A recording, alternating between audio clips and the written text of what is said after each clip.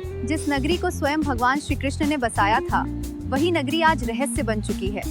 प्राचीन द्वारका को स्वर्ण नगरी कहा जाता है। जय श्री कृष्ण। भगवान श्री कृष्ण जी की नगरी द्वारका में आप सभी भक्तों का स्वागत है। मैं हूँ जेनी और इस वीडियो में मैं आपको बताऊंगी कि आप द्वारका धाम तक कैसे पहुँच सकते हैं। द्वारका में आपको रहने के लिए सस्ती होटल और अच्छी धर्मशालाएं कहां पर मिलेगी और यहां पर खाने पीने की क्या व्यवस्था होगी। यहां पर गोमती नदी में आप पवित्र स्नान करके श्री द्वारकाधीश मंदिर में दर्शन कैसे करेंगे। श्री द्वारकाधीश जी के दर्शन होने के बाद यहां पर बने गोमती घाट, श्री रुक्मणी देवी मंदिर, पांडवों द्वारा बनाए गए 5 कुएं, श्री भड़केश्वर महादेव मंदिर और द्वारका का ये खूबसूरत सा सनसेट पॉइंट जहाँ से आपको बहुत ही प्यारा सनसेट दिखता है, और द्वारका का ये खूबसूरत सा द्वारका बीच। और अगर आपको बीच पर बहुत सारी एक्टिविटीज करनी है तो हम जाएंगे द्वारका से 15 किलोमीटर दूर शिवराजपुर बीच पर। वहाँ हम बहुत सारी एक्टिविटीज कर सकते हैं। साथ ही द्वारका से मात्र 17 किलोमीटर दूर है 12 ज्योतिर्लिंगों में से श्री नागेश्वर ज्योतिर्लिंग, जहाँ आप दर्शन करने कैसे जा सकते हो। तो कुछ इस तरीके से हम संपूर्ण द्वारका के दर्शन करवाने वाले हैं। अगर आप द्वारका दर्शन करने के लिए आ रहे हो तो यह वीडियो आपकी द्वारका यात्रा में बहुत ज्यादा काम आने वाला है, तो वीडियो एंड तक जरूर देखना। चलिए वीडियो शुरू करते हैं। कमेंट में द्वारकाधीश जी का जयकारा जरूर लगा देना। द्वारका अगर आप ट्रेन से आ रहे हो तो यहाँ पे द्वारका रेलवे स्टेशन भी बना हुआ है। भारत के कई बड़े शहरों से डायरेक्ट द्वारका के लिए आपको ट्रेन मिल जाएगी। द्वारका अगर आप बाय फ्लाइट आना चाह रहे हो तो द्वारका से 130 किलोमीटर दूर है जामनगर एयरपोर्ट और द्वारका से 260 किलोमीटर दूर है Rajkot international airport. Dwarka railway station से श्री द्वारकाधीश मंदिर की दूरी मात्र 2 किलोमीटर दूर है और यहाँ से आपको 20 रुपए पर पर्सन में शेयरिंग ऑटो मिल जाता है द्वारकाधीश मंदिर तक जाने के लिए। अभी बात करते हैं यहाँ पे आपको रहने के लिए होटल कहाँ पर लेना चाहिए। तो ये है जो धावा मानिक चौक। यहाँ पर आपको बहुत सारी होटल और धर्मशालाएं मिल जाएगी और यहाँ से मंदिर की दूरी मात्र 200 मीटर दूर है और यहाँ पर रहने के लिए अच्छी धर्मशालाएं 1000 रुपए और अच्छी होटल 1500 से लेकर 2000 की रेंज में मिल जाएगी। खाने पीने की बात करें तो यहाँ पे आपको बहुत ही सस्ते में ब्रेकफास्ट, लंच और डिनर मिल जाता है, जिसकी क्वांटिटी और क्वालिटी काफी अच्छी रहती है। Part 2 Rituals, Darshan, Tulladan and Gumti। दोस्तों, स्कंद पुराण के अनुसार कहा जाता है कि जब भी आप द्वारका आते हो तो श्री द्वारकाधीश जी के दर्शन करने से पहले यहाँ पर आपको अपने 3 कर्म पूरे करने होते हैं। उसके पश्चात ही आप श्री द्वारकाधीश जी के दर्शन करने के अधिकारी बनते हो। मनुष्य जब द्वारका आते हैं तो वह शरीर से अशुद्ध होते हैं। तो सबसे पहला कर्म है गोमती नदी में पवित्र स्नान करना और दूसरा कर्म है इसी गोमती घाट पर ध्यान लगाना, जिससे कि अपना मन शुद्ध हो जाए। और तीसरा कर्म है दोस्तों दान करना। दान चाहे तुलसी का पत्ता ही क्यों ना हो, आपको दान जरूर करना चाहिए। तो यहाँ पर मनुष्य का मन शुद्ध, मनुष्य का तन शुद्ध और मनुष्य का कर्म शुद्ध करने के बाद आपको भगवान श्री द्वारकाधीश जी के दर्शन करने चाहिए। मंदिर में प्रवेश करने के लिए यहाँ पे आपको 2 मुख्य द्वार देखने को मिलेंगे, जिसमें से पहला ये है स्वर्ग द्वार। ये गोमती नदी की तरफ से आता है और यहाँ पर आपको 56 सीढ़ियाँ चढ़ के फिर मुख्य मंदिर में प्रवेश करना होगा। अभी हम आए हैं मंदिर के दूसरे प्रवेश द्वार की तरफ, जिसे मोक्ष द्वार भी कहा जाता है, और यहाँ पर आपको पूरी लॉकर की फैसिलिटी मिलती है। यहाँ पे मंदिर में मोबाइल अलाउ नहीं है। यहाँ पर आप फ्री में अपना मोबाइल, लगेज और शूज जमा करवा सकते हो, फिर आप मंदिर में दर्शन करने जा सकते हो। ये है मंदिर में दर्शन करने का समय, इसी समय पर आप दर्शन करने जाना। मंदिर के पास में ही यहाँ पे बहुत सारी शॉप बनी हुई है। यहाँ पर आपको प्रसाद खरीदना होगा, उसके बदले में यहाँ आप अपना मोबाइल, शूज वगैरह रख सकते हो।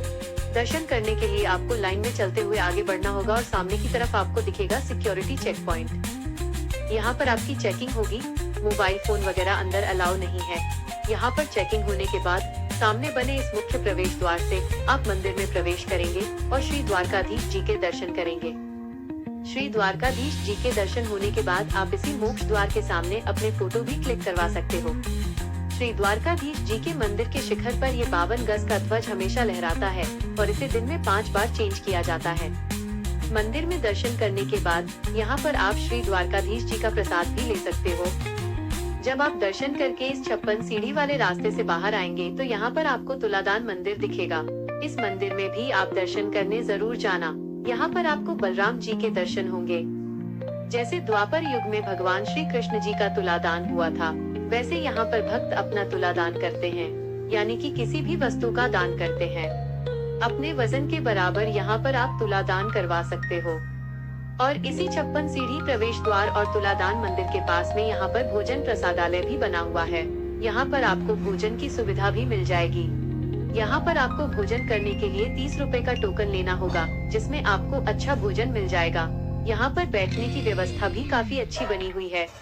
श्री द्वारकाधीश मंदिर से मात्र 100 मीटर की दूरी पर ये है सुदर्शन सेतु। इसके ऊपर से आप नदी के इस पार आ सकते हैं और नदी के इस पार है श्री लक्ष्मी नारायण पंचनाथ तीर्थम मंदिर और पांडवों द्वारा बनाए गए 5 कुएं। सुबह के समय में नदी में पानी कम होता है तो आप पैदल चलकर नदी के उस पार जा सकते हो। तो अभी हम गोमती नदी में होते हुए नदी के इस पार आ गए हैं और यहाँ पर बना हुआ है श्री लक्ष्मी नारायण पंचनाथ तीर्थम मंदिर। इस मंदिर में हम दर्शन करेंगे और इसी मंदिर के पास में है पांडवों द्वारा बनाए गए 5 कुएं। इसी लक्ष्मी नारायण पंचनाथ तीर्थम मंदिर में श्री रामशिला तैरते हुए पत्थर के दर्शन होंगे। यहाँ का मंदिर परिसर काफी बड़ा बना हुआ है। यहाँ पर आप दर्शन करने जरूर आना। इस मंदिर के गर्भगृह में आपको गरुड़ पर बैठे हुए लक्ष्मी जी और नारायण जी के दर्शन होंगे। यहाँ पर ये पांडवों द्वारा बनाए हुए 5 कुएं हैं। ऐसा कहा जाता है कि जुए में सब कुछ हारने के बाद पांडव यहाँ पर आए थे और ऋषियों के कहने पर उन्होंने यहाँ पर तपस्या की थी ताकि वे अनुष्ठान कर सके और उन्हें पवित्र नदियों का आशीर्वाद मिल सके, जिससे उन्हें अपने पापों से मुक्ति और शक्ति मिले। इस पूरे क्षेत्र में समुद्र की वजह से पानी खारा है, लेकिन इन 5 कुओं में आपको पानी मीठा मिलेगा। गोमती नदी के इस घाट से होते हुए आप पैदल आगे जाएंगे तो इस घाट के सबसे अंतिम छोर पर यहाँ पर आपको समुद्र नारायण जी का मंदिर दिखेगा। इस मंदिर के गर्भगृह में आपको देवी गोमती जी के, भगवान वरुण जी के और भगवान समुद्र देव जी, मीराबाई और अष्टभवानी जी के दर्शन होंगे। द्वारका की यह गोमती नदी इस चक्रतीर्थ नामक जगह पर समुद्र नारायण मंदिर के पास में अरब सागर से मिल जाती है। समुद्र नारायण मंदिर से मात्र 400 मीटर की दूरी पर यहाँ पर श्री स्वामी नारायण मंदिर है। यहाँ पर भी आप दर्शन करने जरूर आना।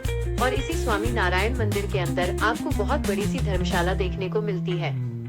यहाँ पर भी आपको रुकने के लिए रूम मिल जाएंगे। श्री स्वामी नारायण मंदिर से मात्र 5 मिनट की दूरी पर यहाँ पर ये द्वारका का खूबसूरत बीच बना हुआ है। इसी द्वारका बीच के पास में यहाँ पर गायत्री शक्तिपीठ मंदिर भी बना हुआ है। गायत्री शक्तिपीठ मंदिर से मात्र 5 मिनट की दूरी पर ये है सावित्री वाव। ये एक प्राचीन कुआं है।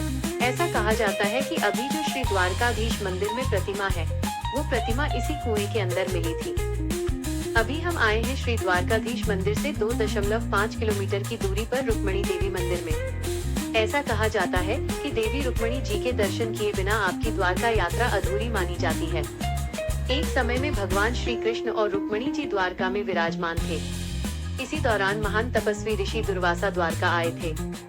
कृष्ण जी और रुक्मणी जी ने उनका आदर करने के लिए उन्हें भोजन के लिए अपने साथ चलने का निवेदन किया। ऋषि ने यह निमंत्रण स्वीकार किया, लेकिन एक शर्त के साथ कि वे दोनों उन्हें पैदल ही रथ खींच कर ले जाएंगे। रथ चलाते चलाते जब रुक्मणी जी को प्यास लगी तो भगवान श्री कृष्ण जी ने जल प्रकट किया और रुक्मणी जी ने पिया, लेकिन पीछे रथ में बैठे ऋषि दुर्वासा क्रोधित हो गए। आपने बिना मेरी अनुमति के जल पिया, ये मेरे लिए अनादर की बात है। इसी क्रोध में आकर रुक्मणी जी को उन्होंने श्राप दिया कि अब आप द्वारका नगर से दूर रहेंगी। ऋषि दुर्वासा के श्राप के कारण ही माता रुक्मणी जी का मंदिर आज भी मुख्य द्वारका शहर से 2.5 किलोमीटर दूरी पर स्थित है। और उन्होंने एक श्राप और दिया था कि यहाँ पर पानी की कमी होगी, इसीलिए इस मंदिर में जो भी भक्तगण आते हैं उन्हें प्रसाद के रूप में पानी दिया जाता है। अभी हम श्री द्वारकाधीश मंदिर से 2 किलोमीटर की दूरी पर स्थित बड़केश्वर महादेव जी के दर्शन करने आए हैं। यहाँ पर बाहर हमें नंदी महाराज जी के दर्शन होते हैं और गर्भगृह में शिवलिंग के दर्शन होते हैं। और इन्हीं बड़केश्वर महादेव के पास में बच्चों के खेलने के लिए किड जोन प्ले एरिया भी बना हुआ है, जहाँ पर बहुत सारे एक्टिविटीज बच्चे कर सकते हैं। श्री बड़केश्वर महादेव जी के ही पास में बना हुआ है सनसेट पॉइंट। ये है द्वारका का सबसे खूबसूरत सनसेट पॉइंट। शाम के समय में आप यहाँ पर जरूर आना। यहाँ से आपको बहुत ही खूबसूरत सा सनसेट देखने को मिलता है।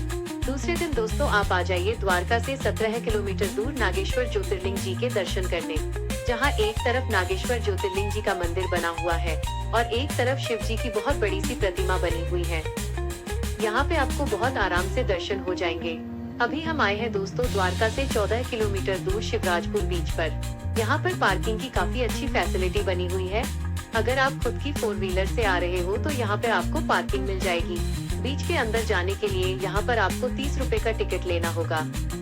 एंट्रेंस पर यहाँ पे आपको बहुत सारे खूबसूरत से पेड़ नजर आएंगे। इस बीच पर पर आप बहुत सारी एक्टिविटीज कर सकते हो, parasailing, scuba driving, speed boat ride.